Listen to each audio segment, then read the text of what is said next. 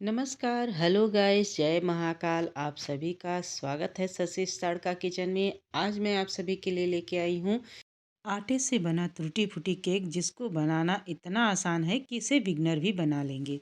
आज की रेसिपी अगर पसंद आए तो प्लीज़ प्लीज़ लाइक ज़रूर कर दीजिएगा, और चैनल पर न्यू है तो सब्सक्राइब कर लीजिएगा और ज़्यादा से ज़्यादा शेयर कर दीजिएगा ताकि और लोग भी देख सकें। चलिए फिर केक की रेसिपी शुरू केक करते हैं। बनाने के लिए मैंने यहाँ पर गेहूं का आटा लिया है। ये है वजन में 200 ग्राम।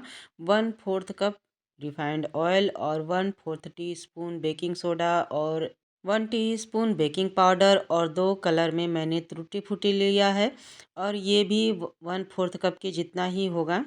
आधा कप रूम टेम्परेचर पर दूध लिया है, और हाफ कप मैंने लिया है पिसी हुई चीनी।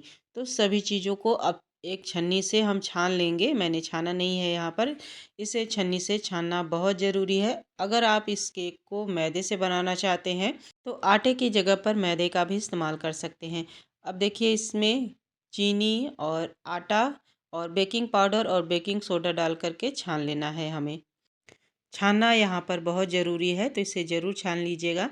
अच्छे से छानने के बाद सभी चीज़ों को अच्छे से मिला लेना है। जब तक केक की तैयारी कर रहे हैं तब तक हम यहाँ पर फ्री हीट होने के लिए कढ़ाई रख देते हैं एक। तो एक बड़ी सी कढ़ाई रख दिया है और कवर करके मीडियम फ्लेम पर गर्म होने के लिए रख दिया है।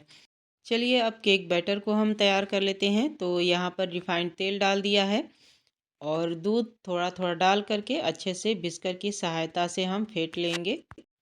तो एक साथ दूध यहाँ पर नहीं डालना है। एक साथ दूध डालने की गलती मत करिएगा, इसमें लम्स पड़ने का चांस रहेगा। आटा है क्योंकि, तो थोड़ा थोड़ा डालते हुए विस्कर की सहायता से इसे एक ही डायरेक्शन में हमें, यानी मेरे कहने का मतलब कि जब भी आप केक का बैटर फेंट करके तैयार करते हैं तब एक ही डायरेक्शन में आप फेंटें, और इसे ज़्यादा नहीं फेंटना चाहिए केक को, क्योंकि हमने बेकिंग सोडा बेकिंग पाउडर पहले ही छान करके लिया था, तो ज़्यादा नहीं फेंटना है यहाँ पर।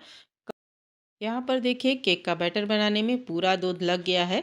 तो इससे ज़्यादा दूध नहीं लगने वाला है। मैंने परफेक्ट मेजरमेंट से लिया था, तो दूध पूरा लग गया है और बैटर तैयार हो गया है। तो अब इसमें हम टूटी फूटी मिक्स करके डाल देते हैं। तो इसमें थोड़ा सा पहले आटा हमें डालना है। थोड़ा सा आटा डाल करके अच्छे से मिला लेंगे।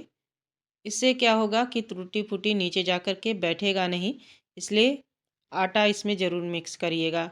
अब यहाँ पर केक टिन तैयार कर लेते हैं। तो पहले ऑयल से ग्रीस कर लेंगे केक टिन को चारों तरफ से। मैंने 8 इंच के बड़े साइज का केक टिन लिया है यहाँ पर। तो इसी के नाप का मैंने गोल बटर पेपर काट करके इसी को चिपका दिया है, और उसके ऊपर से भी ऑयल को ग्रीस कर लिया है।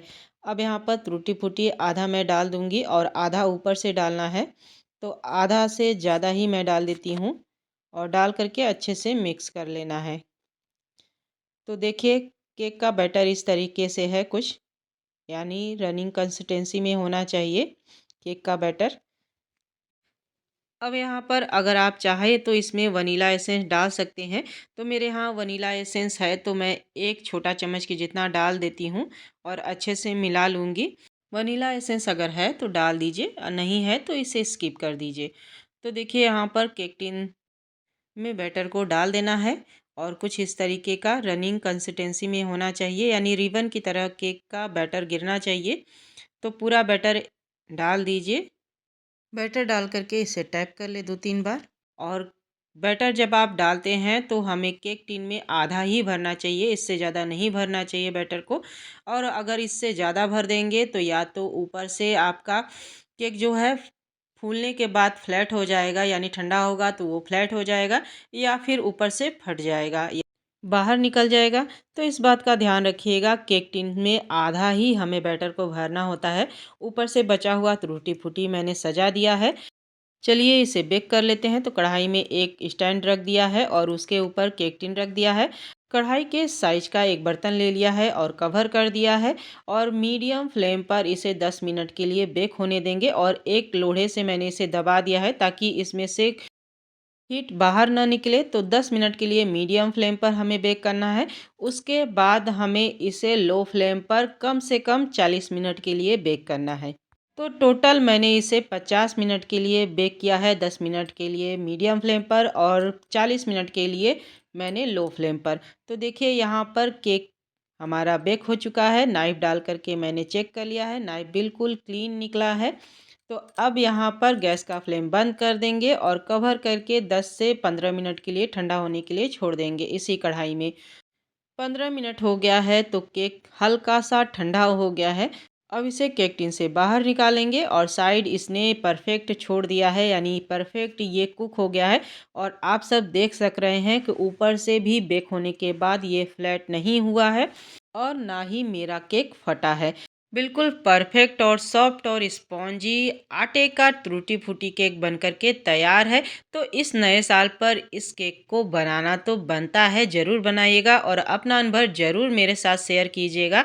तो चलिए फटाफट से इसे मैं काट करके भी दिखा दे रही हूँ आप सबको कि कितना सॉफ्ट और जालीदार स्पॉन्जी बना है।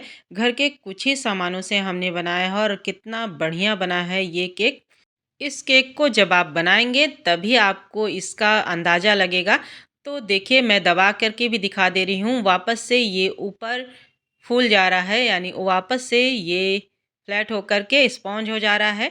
है ना बिल्कुल मुँह में घुल जाने वाला सॉफ्ट और स्पॉन्जी।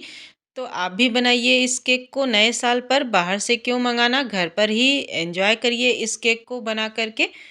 मिलते हैं फिर एक नई रेसिपी के साथ। Thanks for watching. Bye bye and take care. Bye bye.